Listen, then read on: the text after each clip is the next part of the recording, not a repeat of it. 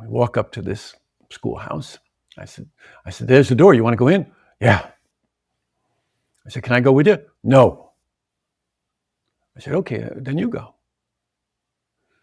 And he went up the 3 steps to the schoolhouse. He described it to me. He went in the door, and then he died.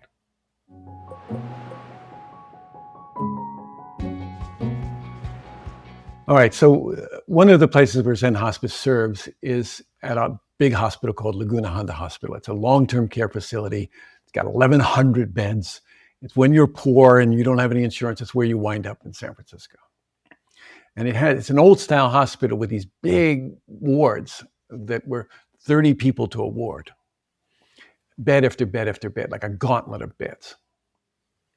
And one day I'm walking down this gauntlet of beds, going to a meeting, and there's this guy, and he gets my attention, and I stop.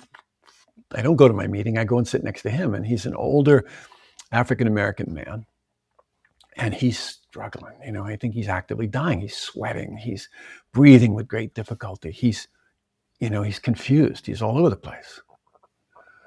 And I sat down next to him and I said, hey, you look like you're working really hard. And then he pointed toward the sky with his finger and he said, I just got to get there. And I said, okay. Can I come along if I promise to keep up? This is how I work with people. And he nodded his head and he grabbed my hand. And I said, I forgot my glasses. I can't see very far into the distance. Can you see? And he described a kind of rising to a kind of plateau, And so we walked up this hill to this plateau. He was huffing and puffing. It was hard. And we clearly had reached this top of this hill. And I said, can you see there further into the distance? And he said, yeah. And he described for me this building, which was a 1-room red schoolhouse. Yeah. He probably went to school, and he came out of Mississippi. He probably went to a schoolhouse like this when he was a kid. So I said, you want to go? Yeah. We walk up to this schoolhouse. I said, there's the door. You want to go in? Yeah. I said, can I go with you? No. I said, okay, then you go. And he went up the 3 steps to the schoolhouse. He described it to me. He went in the door, and then he died. And he died. I think this was a moment where he was understanding something. I mean, not metaphysically understanding something. He was just going to his idea of something that was familiar and real, that was transformative for him, that involved new learning for him. I mean, we could make up all kinds of things about it afterwards, but he just found home. And I think that's what happens in this surrender, in this transformation. It's not so much that we have some big spiritual opening. It's that we come home. We come home to ourselves, to ourselves, to the fundamental self you were speaking of earlier when we were talking about love. That's a truth. That's a way in which surrender can occur. It's a way I've witnessed it occur. And that might happen, in the final weeks of life, or the final days of life, or the final moments of life, like it did for him.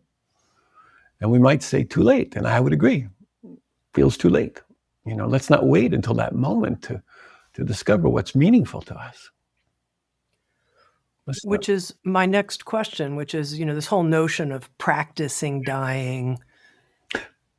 Dying is a spiritual practice. We can do this in our life. So at the moment of our death, it's easier for us to surrender. It's a well-worn pathway. What would you suggest? Like, how do we have our integrity when we're fighting a situation? But hey, wait, this is the time. Practice dying. Yeah.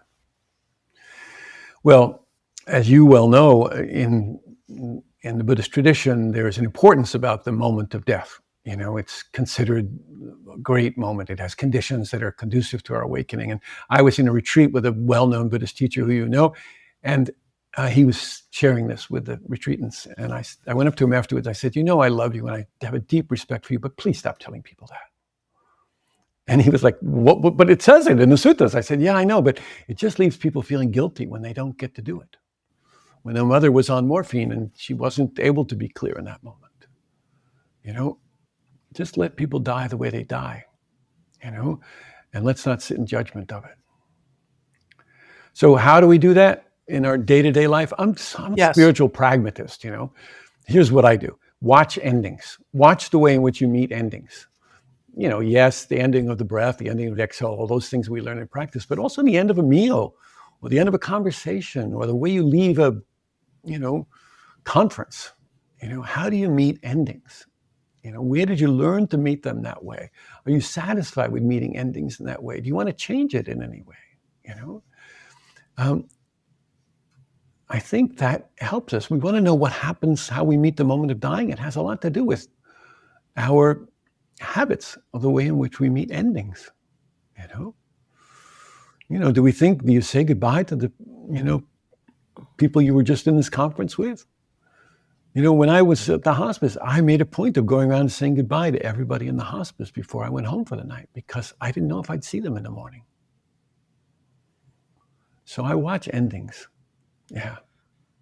That's a really terrific instruction. I'm reminded of a conference that I was at recently, and when it came time to end, I just felt so overwhelmed, and I was there with my partner, and she was like, "Wow, you're hello, are you there?" She's like, "Let's go over and sit over here by ourselves so that you can kind of collect yourself." And we didn't say goodbye to most of the people who were there, but yet I didn't feel I also was present enough to do that. So I can see how watching endings is very helpful and instructive. I'm curious, besides the example you gave of saying goodbye to everybody in the hospice when you left, what have you learned about how you want to handle the everyday endings in your life? How are you doing it now? First of all, I might reflect back to you that you took extraordinary care of yourself. And that's how you met the ending of this. You took extraordinary care of yourself. And yes, maybe you didn't get a chance to say goodbye to everybody, all those things that we might like to do, but you took care of yourself. And I applaud you for doing that. That's a beautiful lesson you learned about how to meet endings. So thank you for sharing that example with me. Yeah. I teach in Italy a lot. You would never think about leaving a gathering in someone's house without saying goodbye. Here we ghost people all the time. We're ready to leave the party, we leave. We end relationships on Post-its, for goodness sakes, in our culture. So how do I meet endings? What have you learned about that so that you're more congruent within yourself around it, or whatever you aspire to in relationship to endings? After I had one of those strokes, Ram Dass called me. He said, "What'd you see? What'd you see? Anything?" And I said, "Oh, I was a total failure.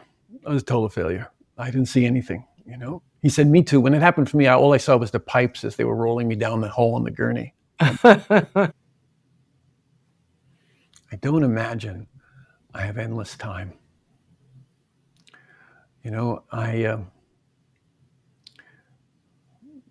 When we hold the truth of our ultimate ending, our dying, I'm not even sure that's the ultimate ending, but when we hold the truth of dying in our hands, I think that we let go a little more easily. I think we're more kind to one another. I think when we recognize that this is our common ground, we can be, these things come forward. We don't take ourselves so seriously. We don't hold on to our ideas with such a tight grasp. And so this is what I notice in my life, is that I don't hold on quite so tightly anymore. We're so driven by our expectations about how it should go and how things should turn out, and we're outcome driven. Yeah. And so I'm more interested in the transitions. I'm interested in not just when I get to that person's house, but how I get to that person's house. When What's the walk like or the drive like? I'm more interested in transitions these days than I am in outcomes. So endings are all about that. They're all about not just that moment at the end of our lives or at the end of the breath, but everything that gets us there.